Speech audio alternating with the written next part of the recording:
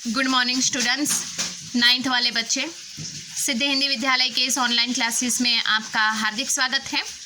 अब बच्चों यहाँ पे नेक्स्ट वाले वीडियो में हमने जो देखा था किस प्रकार से यहाँ पे मैंने आपको बताया कि लहसा की और ये पाठ का हमारा शीर्षक, और इस पाठ के दौरान मैंने आपको आगे वाले वीडियो में थोड़ी सी ये पाठ के सारांश की चर्चा की थी कि यहाँ पे ये जो लेखक हैं, ठीक है, ये लेखक कहाँ जाते हैं, नेपाल के रास्ते से होकर तिब्बत जाते हैं।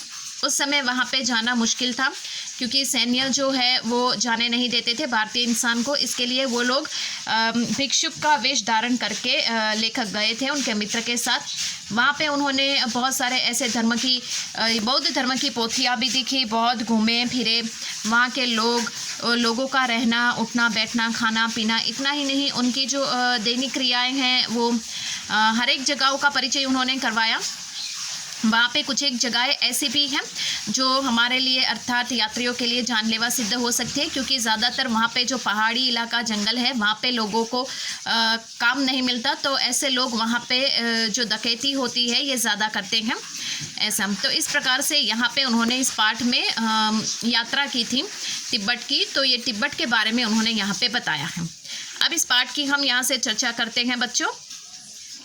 वह नेपाल से तिब्बत जाने का मुख्य रास्ता है। फरी क्लीटपोर्ट का रास्ता जब नहीं खुला तो नेपाल ही नहीं हिंदुस्तान की भी चीज़ें इसी रास्ते तिब्बत जाया करती थीं। यह व्यापारिक ही नहीं सैन्य रास्ता भी था, इसलिए जगह जगह फौजी चौकियां और किले बने हुए थे जिनमें कभी चीनी पलटन रहा करती थी। आजकल बहुत से फौजी मकान गिर चुके हैं। दुर्ग के किसी भाग में, दुर्ग यानी गढ़, जहाँ किसान ने अपना बसेरा बना लिया है, वहाँ घर कुछ आबाद दिखाई पड़ते हैं। ऐसे ही परित्यक्त एक चीनी किला था। हम वहाँ चाय पीने के लिए ठहरे। तिब्बत में यात्रियों के लिए बहुत सी तकलीफ़ें भी हैं और कुछ आराम की बातें भी। वहाँ जाति पाति छुआछूत का सवाल ही नहीं है और न औरतें पर्दा ही करती हैं। बहुत निम्न श्रेणी के भिखमंगों को लोग चोरी के डर से घर के भीतर नहीं आने देते, नहीं तो आप बिल्कुल घर के भीतर चले जा सकते हो। चाहे आप बिल्कुल अपरिचित हो तब भी घर की बहू या सास को अपनी झोली में से चाय दे सकते हैं, वह आपके लिए उसे पका देगी। मक्खन और सोडा नमक दे दीजिए, वह चाय चूनी में कूटकर उसे दूध वाली चाय के रंग की बना के मिट्टी के टूटीदार बर्तन, जिसको खूटी कहा जाता है, उसमें रखकर आपको दे देगी।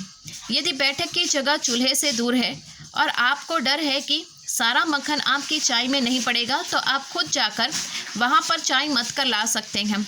चाय का रंग तैयार हो जाने पर फिर नमक मक्खन डालने की ज़रूरत होती है। अब बच्चों ये जितना हमने पढ़ा उसकी थोड़ी सी चर्चा कर लेते हैं कि उस समय की बात है। लेखक ने कहा कि उस समय नेपाल के रास्ते से होकर तिब्बत जा सकता था, लेकिन समस्या ये थी कि यहाँ पे जो रास्ता था क्लीटपोर्ट का रास्ता वो अब खुला नहीं। तो नेपाल ही नहीं मतलब हिंदुस्तान में से जो चीज़ें हैं वो भी उस रास्ते से जाया करती थी। कौन सा? नेपाल के रास्ते से। लेकिन अब यहाँ पे जाने वाला जो क्लीटपोर्ट का रास्ता है वो अभी तक खुला नहीं था, वो बंद पड़ा हुआ था। अब जैसे जैसे जिस रास्ते से लेखक जा रहे थे उस रास्ते में उन्होंने देखा कि मतलब कुछ सैन्य, ज़्यादातर वो फौजी चौकियाँ बनी हुई थी, कुछ किले बने हुए थे। किले यहाँ पे दिया गया है ना, गढ़। तो यहाँ पे उस रास्ते से गुज़रते गुज़रते उन्होंने देखा कि फ़ौजी चौकियाँ कुछ ज़्यादा ही थी, जिसमें पहले चीनी पलटन रहती थी, मतलब चीनी सैनिक रहते थे। अब यहाँ पे सैन्य बहुत कम दिखाई देते हैं, लेकिन जो दुर्ग है, दुर्ग यानी गढ़, बड़े बड़े किले, उसमें कुछ एक किसान रहते हैं टोली बनाकर। अब ये जो किसान हैं ये भोले भाले किसान हैं। उनकी जीवन की स्थिति थोड़ी अलग प्रकार की है। बहुत रास्ता चलने के बावजूद कुछ एक दुर्ग यानी गढ़, किला जैसा दिखाई देता है, जिसमें ये किसान दिखाई देते हैं।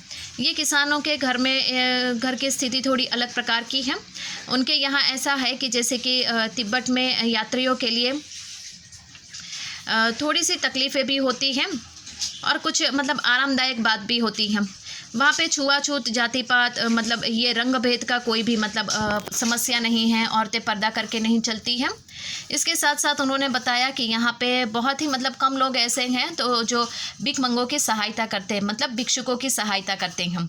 वो इतने उदार दिल के हैं कि अगर कोई ऐसा इंसान आए और व्यवस्थित ढंग से उनको ऐसा लगे तो वो उस इंसान को अपने घर के बावर्ची खाने में जाने की भी आज्ञा देते हैं, खुद चाय बनाने की भी आज्ञा देते हैं, या फिर हमें चाय बनाने की जो चीज़ें होती हैं वो हमें उनको दे देनी होती है। वो खुद जाकर अपने बावर्ची खाने में चाय बनाकर वो हमारे लिए मिट्टी का जो बर्तन होता है उसमें ला देते हैं। आपने देखा होगा कि यहाँ पे हम कुछ एक चाय जो होती है वो मिट्टी के बर्तन में, जैसे कोलकाता में जो चाय होती है जिस प्रकार से बनाई जाती है और उसका जो स्वाद होता है वो थोड़ा अलग प्रकार का होता है। हम लोग शक्कर वाली चाय पीते हैं, लेकिन कुछ एक जगहों पे आज आप देखिएगा गाँवों में आज भी मतलब चाय में नमक मिलाया जाता है। तो इस तरह से चाय जो होती है वो नमक वाली भी बनती है, तो हम जिसको जो हमारे गले के लिए अच्छी होती है।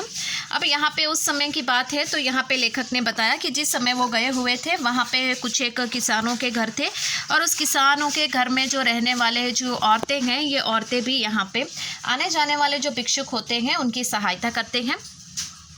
और यहाँ पे बताया गया है कि जो चाय है ये चाय किस प्रकार से वो बनाते हैं, चाय बनाने के लिए कौन कौन सी चीज़ों का इस्तेमाल वो करते थे, चाय का रंग किस प्रकार से आए उसके लिए कौन सी चीज़ों का इस्तेमाल करते थे।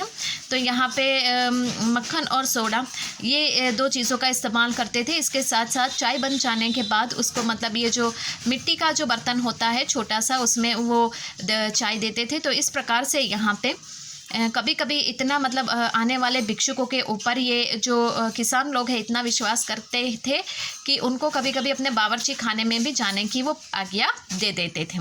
तो बच्चों आज के इस वीडियो में हम यहाँ तक देखते हैं। आने वाले वीडियो में इससे थोड़ा और आगे बढ़ेंगे। धीरे धीरे हम इस पाठ को समझने का प्रयास करेंगे कि ये तिब्बत जाने के पीछे यहाँ पे इस यात्रा में लेखक को कौन कौन सी नई बातें सीखने को मिली, उनको कौन सी जानकारी मिली और इस पाठ के द्वारा हमें क्या सीखने को मिलता है, जानने को मिलता है, उसको हम देखेंगे। तब तक के लिए यहाँ पे रुकते हैं। Thank you.